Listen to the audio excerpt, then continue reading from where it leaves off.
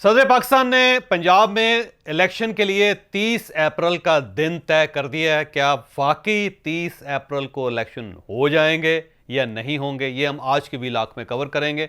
और इसके साथ साथ बाबर अवान साहब ने ये एक ऐलान किया, बल्कि एक इंकशाफ किया कि कोई गैर मुल्की एजेंसी इमरान खान साहब को कत्ल करना चाहती है और उस एजेंसी की पूरी कोशिश है कि इमरान खान साहब को आताए अदालत के अंदर शहीद कर दिया जाए।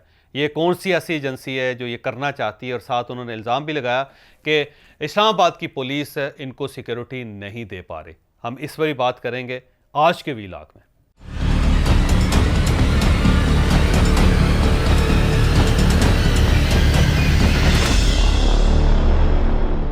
इलेक्शन कमीशन और सदर साहब की तरफ से पंजाब के अंदर इलेक्शन करवाने की तारीख का ऐलान कर दिया गया है। 30 अप्रैल को फैसला हुआ है कि पंजाब के अंदर इलेक्शन होंगे। और ज़ाहिर है इसी के साथ साथ केपीके के अंदर कुछ 2-4 दिनों के वक्फे के साथ केपीके के अंदर भी इलेक्शन हो जाएंगे।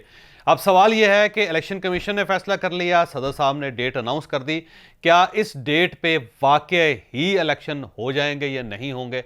मेरा ज़ाती ख्याल ये है कि इलेक्शन नहीं हो सके। उसकी वजह यह है कि तारीखें देने के बावजूद मेरा नहीं ख्याल कि इलेक्शन कमीशन बंदोबस्त कर सकेगा या कोई ऐसे फेवरेबल हालात होंगे कि इलेक्शन मुमकिन हो सके। और मेरी इतलात के मुताबिक पीडीएम अब सुप्रीम कोर्ट ऑफ पाकिस्तान में एक नज़रसानी दरख्वास्त भी दायर करने वाली है। इनकी पूरी कोशिश है कि सुप्रीम कोर्ट ऑफ पाकिस्तान से ये दरख्वास्त की जाए कि जनाब ये इशू हैं, इनको भी एड्रेस किया जाए। ये भी बताया जाए कि क्या सेटल गवर्नमेंट्स की मौजूदगी में जनरल इलेक्शन हो सकेंगे या नहीं होंगे।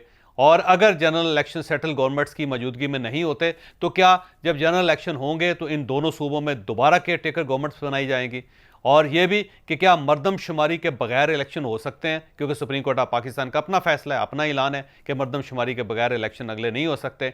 तो ये भी पूछा जाएगा। और साथ ये भी पूछा जाएगा कि क्या दो सूबों में पुरानी मर्दमशुमारी से इलेक्शन होंगे और जो बाकी सूबे और वफाकी असम्बली का जो इलेक्शन है क्या वो नई मर्दमशुमारी से होगा? क्या इससे कोई कॉन्फ्लिक्ट क्रिएट नहीं होगा? ये भी मेरा ख्याल है सुप्रीम कोर्ट ऑफ पाकिस्तान से पूछा जाएगा। और सुप्रीम कोर्ट ऑफ पाकिस्तान शायद इन सारे सवालों के जवाब न दे सके और इस दौरान कहीं ना कहीं कोई ना कोई इल्तवा की खिचड़ी पकती रहेगी। मेरी गट फीलिंग है, जो बज़ाहिर इसकी कोई रीज़न नहीं है, लेकिन मेरी गट फीलिंग है कि इलेक्शन शायद 30 अक्टूबर को ना हो सके।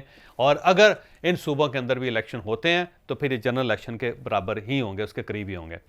यहाँ पे एक और चीज़ जो इसका मुझे खदशा है कि कहीं ऐसा ना हो कि इमरान खान साहब खुद ही इन इलेक्शन से बाइकआउट कर जाएं। वो ये कहें कि नहीं, मैं ये इलेक्शन नहीं लड़ूंगा।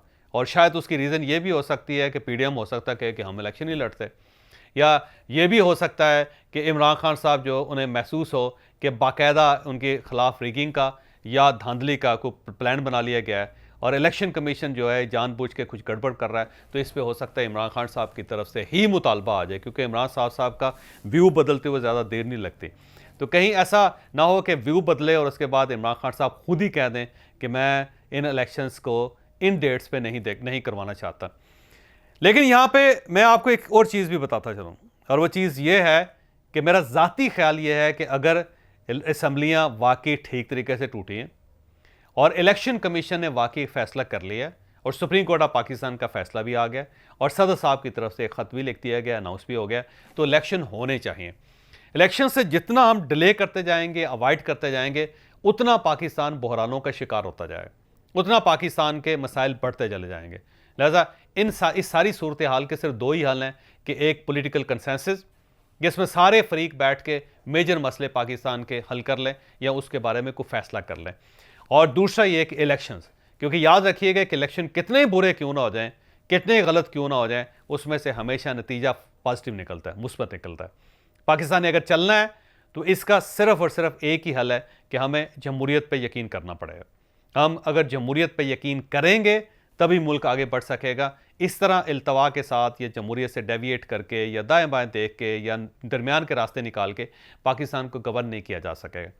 पाकिस्तान की एक बहुत बड़ी हकीकत यह है कि ये मुल्क जमहूरियत के बगैर चल नहीं सकता। याद रखिएगा कि जितनी भी चाहे हम आमरीत ले आएँ, जितना भी हम सिस्टम को टाइट कर दें, ये मुल्क जमहूरियत के बगैर नहीं चल सकता। और दूसरी हकीकत यह है कि ये पाकिस्तान फ़ौज के बगैर बच नहीं सकता, क्योंकि ये ग्लू है, एक ऐसा जॉइंट है, एक ऐसी रस्सी है, एक ऐसा धागा है जिसने पूरे मुल्क को कंट्रोल कर रखा है, जिससे पूरे मुल्क को परो रखा है। अगर फ़ौज कमज़ोर हो जाती है तब भी पाकिस्तान जाएगा। लिहाजा याद रखिएगा, फ़ौज के बगैर बच नहीं सकता और जमहूरियत के बगैर चल नहीं सकता। लिहाजा जमहूरियत और इस्टेब्लिशमेंट इन दोनों ने एक दूसरे के साथ ही चलना है, फिर ही मुल्क चल सकेगा। वैसे अगर इनमें से एक पहिया इस साइड पे जाएगा, दूसरा पहिया इस साइड पे जाएगा, तब भी ये मुल्क नहीं चल सकेगा। और इस वक्त यही कुछ हो रहा है, क्योंकि जमहूरियत और इस्टेब्लिशमेंट के दरमियान कोई गैप है, जिसकी वजह से पाकिस्तान फंस गया। इलेक्शन वक्त पे होने चाहिए, फेयर एंड फ्री होने चाहिए, और उससे पहले एक पॉलिटिकल डायलॉग होना चाहिए और एक कंसेंसस होना चाहिए, फिर ही पाकिस्तान चल सकेगा। अब मैं बाबर अवान साहब की तरफ आता हूँ।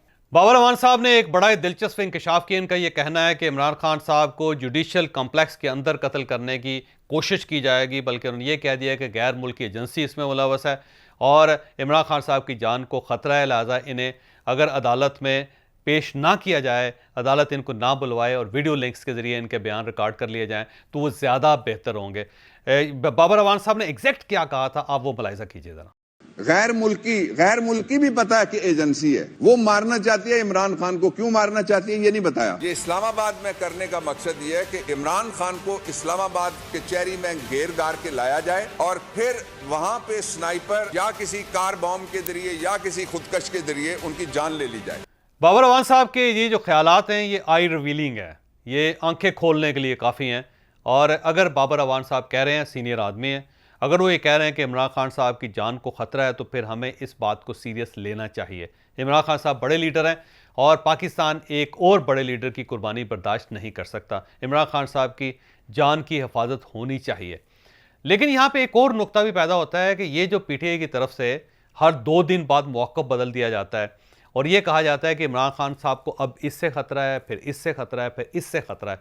इस चीज़ को हम कहाँ रखेंगे? मसलन आपको याद होगा कि इमरान खान साहब ने सबसे पहले ये कहा था कि 4 लोग हैं जो मुझे कत्ल करना चाहते हैं, और साथ इन्होंने ये भी कहा था कि मैंने उन लोगों के बारे में एक वीडियो तैयार करवा के मुल्क से बाहर रखवा दी और वो सेफ़ है, और अगर मुझे कुछ हो गया तो वो 4 लोग मेरे कत्ल के ज़िम्मेदार होंगे। आपको याद होगा ये बार बार इमरान खान साहब की तरफ से कहा गया था। फिर कुछ अरसे बाद इमरान खान साहब ने कहा कि मुझे पता चला है कि मुझे एक मजहबी जुनूनी या मजहबी जुनूनी लोगों के हाथों कत्ल करवाया जाए, और आपने ये भी सुना होगा कि ये भी बार बार वो कहते थे। लिहाजा पहले 4 लोग थे, वो ज़ाहिर शेल्फ पे चले गए, साइड पे हो गए। उसके बाद मजहबी जुनूनी वो सामने आ गया। फिर वज़ीराबाद का जो वाक़या हुआ, उसके बाद इमरान खान साहब ने कहा था, देखें मैं सबको कहता था कि मुझे मजहबी या दीनी जुनूनियों के ज़रिए कत्ल करवाने की कोशिश की जाएगी, और ये हो गया। फिर इसमें उन्होंने एक और करैक्टर को भी ऐड कर दिया, जो ज़ाहिर सीक्रेट एजेंसी के साथ जिनका ताल्लुक है, और बड़ा अजीब सा नाम उन्होंने उनका रखा हुआ है, और बार बार वो जिक्र करते हैं, और फिर उनके खिलाफ इन्होंने FIR करवाने की कोशिश भी की।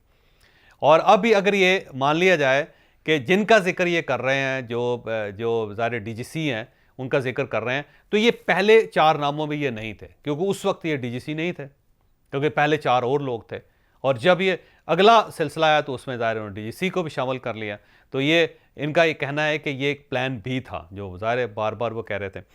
फिर उसके बाद एक तीसरा B प्लान आया, जिसमें इमरान खान साहब ने यह जिक्र किया कि मुझे आसिफ अली जरदारी साहब कत्ल करवाना चाहते हैं, और साथ उन्होंने कहा कि इलाका गैर से एक गाँव का नाम भी लिया, और वहाँ से 2 लोगों को पैसे दे दिए गए और वो मुझे कत्ल करवाना चाहते हैं।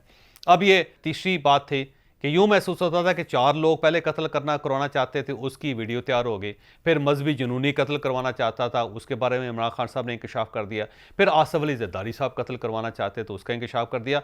और आपको याद होगा कि शेख रशीद साहब ने लीड लेने की कोशिश की थी। उन्होंने कहा जी मुझे पता है कि आसिफ अली जरदारी इनको कत्ल करवाना चाहते हैं, और जब इनको बुलवाया गया शेख रशीद साहब को, उनसे कहा गया कि आप प्रूफ दें, बल्कि वो ये कहते थे कि ये प्रूफ मैं आर्मी चीफ को देने के लिए तैयार हूँ, मेरे पास सॉलिड प्रूफ हैं, वो अपना बंदा भेजें या मुझे बुलवाएं और मैं उनको सबूत देता हूं।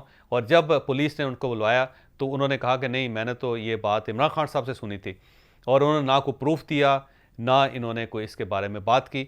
और जब उन्हें गिरफ्तार किया गया और जब उनसे बार बार पूछा गया तो उस वक्त भी उन्होंने इनकार कर दिया था, बल्कि उनका एक रिटर्न तहरीरी बयान भी था जो उस वक्त बहुत चलता रहा।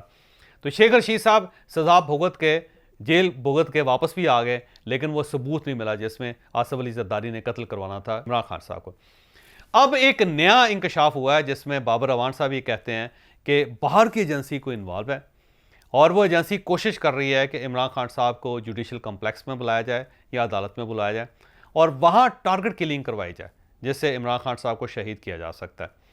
यहाँ पे इमरान खान साहब ने एक नया इंकशाफ भी किया पिछले दिनों। उन्होंने ये कहा कि मुझे उन सिक्योरिटी लोगों से, एहलकारों से खतरा है जिन्होंने मेरी जान की हिफाजत करने।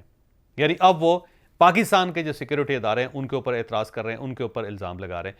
तो ऐसा महसूस होता है कि इमरान खान साहब को पूरी दुनिया महसूस होती है कि उसके हाथ में बंदूक है और वो किसी न किसी बहाने से इनको शहीद करना चाहती है।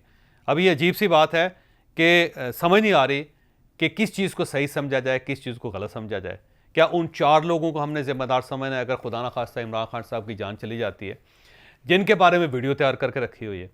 या फिर अगर खुदा न खास्ता इमरान खान साहब की जान चली जाती है तो हमने कुछ मजहबी जुनूनियों को पकड़ना है जिनको तैयार किया गया था कि उन्होंने इनको शहीद करना है?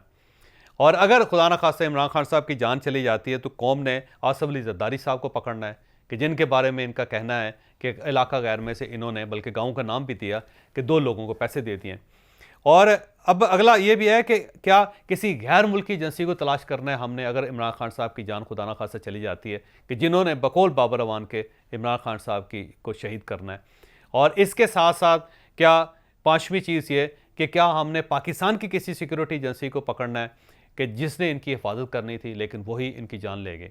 अब इतने ज़्यादा दुश्मन इमरान खान साहब ने डिक्लेयर कर दिए हैं और इतने मुख्तलिफ एंगल से इन्होंने शार्प शूटर्स खड़े कर दिए हैं कि अब अगर किसी तरफ से भी कोई वारदात हो जाती है तो बेशुमार लोग होंगे जिनके खिलाफ कार्रवाई करनी पड़ेगी। बहुत सारी गैर मुल्की एजेंसियाँ, उनके खिलाफ भी कार्रवाई करनी पड़ेगी। फिर बाबर अवान साहब से भी पूछना पड़ेगा कि जनाब आपको ये इंफॉर्मेशन किसने दी।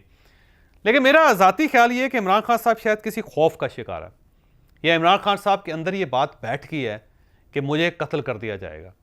और ये बात हो सकता है कोई रूहानी बुज़ुर्गों ने बिठा दी हो या उनकी जो रूहानी अहलिया है उन्होंने बिठा दी हो कि आपको कत्ल करने की कोशिश की जाएगी। और अब इमरान खान साहब को हर तरफ से दुश्मन नज़र आते हैं, बल्कि उन्हें अपनी पार्टी के अंदर भी बेशुमार ऐसे लोग नज़र आते हैं जिनके बारे में उनका ख्याल ये है कि ये मेरी जगह लेना चाहते हैं और मुझे इनसे भी ख़तरा हो सकता है। अब आप खुद देख लें कि वो एक तरफ आर्मी चीफ से मिलना चाहते हैं, लेकिन साथ ही उन्हें यह भी खदशा है कि सिक्योरिटी एजेंसी ज़ाहिर है वो एस्टैब्लिशमेंट से रिलेटेड ही होगी जो इन्हें कत्ल करना चाहती है। फिर वो आर्मी चीफ से मिलना भी चाहते हैं और साथ ही वो एक आला मिलिट्री ऑफिसर के ऊपर इल्ज़ाम भी लगाते हैं कि उन्होंने मुझे वज़ीराबाद में कत्ल करवाने की कोशिश की थी और आज भी वो मुझे कत्ल करवाना चाहते हैं। फिर वो अमेरिका से ताल्लुकात भी अपने ठीक करना चाहते हैं, लेकिन साथ ये भी कहते हैं कि गैर मुल्की एजेंसी जो है वो मुझे कत्ल भी करना चाहती है। अब गैर मुल्की एजेंसी ज़ाहिर है अमेरिका के अलावा कौन सी हो सकती है जिसको इमरान खान साहब में इंटरेस्ट होगा, तो ज़ाहिर है अब उसके साथ ताल्लुकात भी ठीक करने हैं और साथ साथ उनसे ख़तरा भी है। और इसके साथ साथ उन्हें हर मजहबी जुनूनी कोई भी शख्स जो है वो शलवार अगर टखने नंगे कर रहा है शलवार से, या वो नमाज़ पढ़ रहा है, या वो बारिश है, तो उन्हें उनसे भी ख़तरा है। तो अब कितने ज़्यादा दुश्मन हैं और कितने ज़्यादा ख़तरात हैं इमरान खान साहब को कि इसका डाटा तैयार करना अब मुश्किल हो गया। और अब सिर्फ दुआ की जा सकती है कि इमरान खान साहब की जान को कहीं से ख़तरा ना हो, कि कहीं खुदा न खास्ता ऐसा ना हो जाए कि इमरान खान साहब के ऊपर हमला हो जाए और हमें आधा पाकिस्तान जेलों में डालना पड़े और ये महसूस हो कि सारे इमरान खान साहब के दुश्मन थे और बाहर से भी जो गोरा किसी जगह नज़र आए उसको गिरफ्तार करके जेल में छित्रोल करनी पड़े उसकी, क्योंकि ख़तरात का इजहार वो बहुत ज़्यादा कर रहे हैं। यहाँ पे मेरी एक और दरख्वास्त भी है कि बाबर अवान साहब को बुला के ज़रूर पूछना चाहिए कि इनके पास क्या एविडेंस है, क्योंकि ये जो खौफ और हिजान पैदा किया बाबर अवान साहब ने, इसका भी हिसाब होना चाहिए। अगर उनके पास कोई सॉलिड प्रूफ है, कोई सॉलिड इंफॉर्मेशन है, तो उस इंफॉर्मेशन की बेस पे जो इमरान खान साहब के दुश्मन हैं उन सबको गिरफ्तार करना चाहिए। और अगर बाबर अवान साहब के पास भी उतनी ही इतलात है जितनी शेख रशीद साहब के पास थी, तो फिर बाबर अवान साहब से भी पूछना चाहिए कि खुदा खौफी करें। आप अच्छे भले समझदार आदमी हैं और कानून दान भी हैं, मुल्क के नामवर वकील भी हैं, आप तो कम अज़ कम ऐसा खौफ ना फैलाएं। यहाँ पे मैं आपको ये भी बताते चलूँ कि जब बाबर अवान साहब ने एतराज़ किया था कि जब जुडिशल कम्प्लेक्स गए थे इमरान खान साहब और वहाँ पे उनकी जान को ख़तरा हो सकता था, साथ उन्होंने कहा कि सारे सिक्योरिटी एहलकार वहाँ से भाग गए थे, कैमरे काम नहीं कर रहे थे अदालत के, तो वहाँ पे इमरान खान साहब के ऊपर हमला हो सकता था। तो इसका जवाब पुलिस की तरफ से आया। पुलिस का ये कहना था कि वहाँ पे सिक्योरिटी आखिरी वक्त तक मौजूद थी और जब तक इमरान खान साहब कम्प्लेक्स से गए नहीं वहाँ से पुलिस नहीं हटे। दूसरा ये कहना था कि सारे कैमरे ऑन थे, सारे कैमरे मौजूद थे, इन कैमरों को पीटीआई के अपने वर्कर्स ने तोड़ा था। अब अगर अपने वर्कर्स कैमरे तोड़ रहे हैं तो उनकी हिफाजत कैसे हो सकती है। फिर पुलिस की तरफ से ये भी इंकशाफ हुआ कि पीटीआई के अपने वर्कर्स वकला का सूट्स पहन के, वकला का यूनिफॉर्म पहन के वहाँ पे कम्प्लेक्स के अंदर मौजूद थे और उन्होंने ही दरवाजे खोले थे कम्प्लेक्स के, जिसके बाद वर्कर्स अदालत के अंदर दाखिल हुए थे। शायद इसीलिए अदालत ने ये फैसला किया है कि 9 मार्च को जब इमरान खान साहब की पेशी होगी तो इस बार सिर्फ़ और सिर्फ कार्ड्स के ज़रिए एंट्री होगी, बगैर कार्ड के किसी शख्स की एंट्री नहीं हो सकेगी। अब इमरान खान साहब को 2-3-4 हज़ार बंदा लेके कम्प्लेक्स के ऊपर हमला नहीं कर सकेंगे, वहाँ पे उन्हें अकेला ही आना पड़ेगा। तो ये सारी सूरत हाल है। बहरहाल इसके बावजूद मेरा फिर वही मुतालबा है कि बाबर अवान साहब को बुला के इनसे ज़रूर पूछना चाहिए। और आखिर में मैं आपको ये भी बताता चलूँ कि आज से 2 दिन पहले वज़ीर-ए-आज़म के साथ तीनों सीक्रेट एजेंसी के सरबराहान की मुलाकात हुई थी, और मेरा ख़्याल है ये जो मुलाकात है ये कोई आम मुलाकात नहीं है, इसमें से भी बहुत सारी नई चीज़ें निकल सकते हैं।